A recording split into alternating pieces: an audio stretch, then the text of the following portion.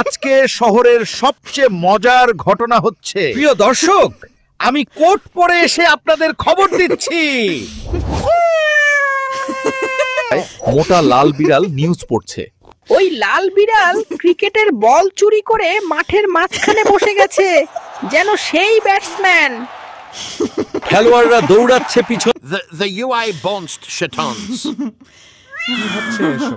ওই পাগল বিড়ালটা আমার বদলে নিউজে বসে গেছে। স্থানীয় প্রশ্ন একটাই, এই মোটা লাল বিড়াল কি তবে মেয়র নির্বাচনে দাঁড়াবে? ওই পাগলাটে বিড়ালটাকে ধরে বেঁধে রাখুন, না হলে শহরের সব মাছের দোকান সে দখল করে নেবে।